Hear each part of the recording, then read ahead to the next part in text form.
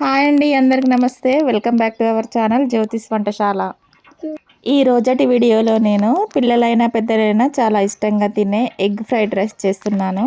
ఈ egg fried rice ఎలా తయారు చేయాలో మరి ప్రాసెస్లోకి వెళ్ళి చూసేద్దాం.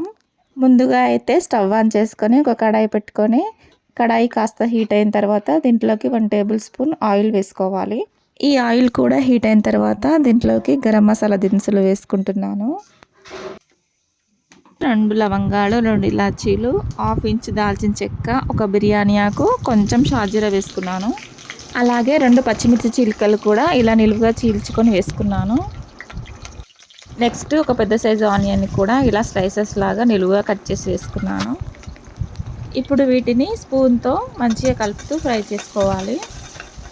ఈ ఆనియన్ మరి బ్రౌనిష్ కలర్లో వేయించుకోని అవసరం లేదు, కొంచెం సాఫ్ట్గా ఫ్రై అయితే సరిపోతుంది. నెక్స్ట్ దీంట్లోకి ఒక టమాటాను ఇలా చిన్న చిన్న పీసెస్లా కట్ చేసి వేసుకుంటున్నాను. ఈ టమాటా పీసెస్ వేయగానే కొంచెం సాల్ట్ వేసుకోవాలి. ఇలా సాల్ట్ని వేయటం వలన టమాటా ఫాస్ట్గా ఉడికిపోతుంది. టమాటా పీసెస్ వేసుకున్న తర్వాత స్పూన్తో ఒకసారి ఇలా కలుపుకొని నెక్స్ట్ దీంట్లోకి 2 రెమ్మల కరివేపాకును కూడా వేసుకొని కలుపుకుంటున్నాను. అలాగే దీంట్లోకి 1/2 టీ స్పూన్ పసుపు, 1 టీ స్పూన్ అల్లం వెల్లుల్లి పేస్ట్ కూడా వేసుకోవాలి.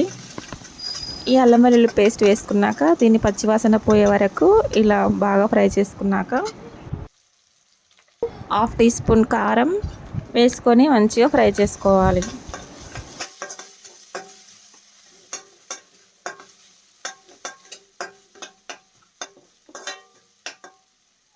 ఈ విధంగా ఆనియన్ టమాటోస్ మంచిగా ఫ్రై అయిన తర్వాత దీంట్లోకి 1/2 టీ స్పూన్ ధనియాల పొడిని, 1/2 టీ స్పూన్ గరం మసాలా పౌడర్ని కూడా వేసుకొని దీని అంతటిని మంచిగా ఫ్రై చేసుకుంటున్నాను.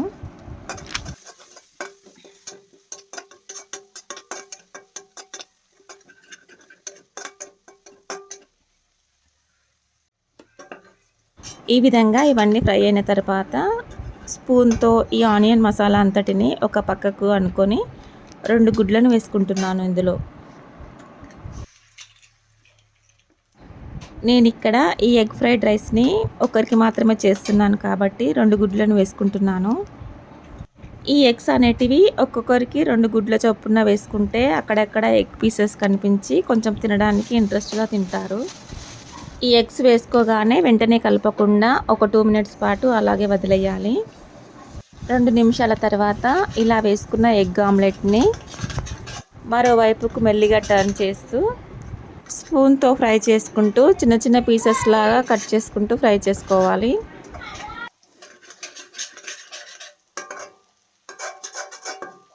ఈ విధంగా ఎగ్స్లో ఉన్న పచ్చివాసన అంతా పోయేదాకా మంచిగా కలుపుకుంటూ ఫ్రై చేసుకోవాలి. ఇలా ఫ్రై చేస్తున్నప్పుడు ఈ ప్రాసెస్ అంతా ఫ్లేమ్ని సిమ్లో పెట్టుకొని మాత్రమే చేసుకోవాలి, లేదంటే అడుగు మాడుతుంది.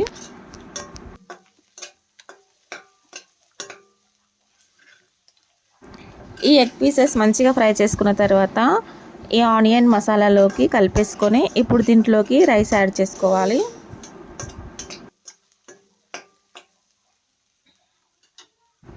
ఈ రైస్ అయితే వేడివేడి రైస్ అయినా పర్లేదు, లేదంటే మిగిలిపోయిన రైస్ అయినా పర్లేదు.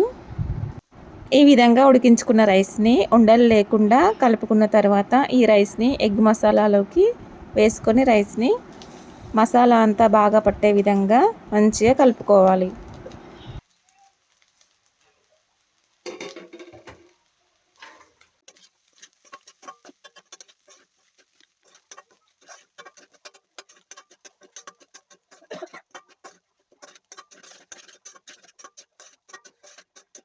నెక్స్ట్ దీంట్లోకి రుచికి సరిపడా సాల్ట్ని కూడా వేసుకొని ఈ రైస్ని అంతటిని బాగా కలుపుకోవాలి.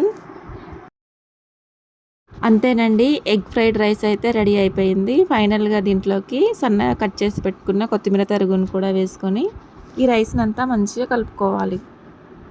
ఫ్రైడ్ రైస్ అంటే ఏమీ లేదండి, రైస్ కొంచెం క్రిస్పీగా అయ్యేలాగా ఒక 5 మినిట్స్ స్టవ్ పైన ఉంచి దించేసుకుంటే మంచి కరకరలాడుతూ ఉంటుంది. అంతేనండి, చాలా సింపుల్గా ఒక 10 మినిట్స్లో ఇలా ఎగ్స్తో యమ్మీగా ఎగ్ ఫ్రైడ్ రైస్ని చేసుకొని తినొచ్చు. రొటీన్గా చేసుకునే కర్రీస్ తినాలని అనిపించినప్పుడు ఇలా ఒకసారి ఎగ్ ఫ్రైడ్ రైస్ని చేసి తినండి, చాలా టేస్టీగా ఉంటుంది. ఈ వీడియో గనక మీకు నచ్చినట్లయితే మీ ఫ్యామిలీ మెంబర్స్కి షేర్ చేసి, లైక్ చేసి, సబ్స్క్రైబ్ చేసుకోండి. Thank you for watching.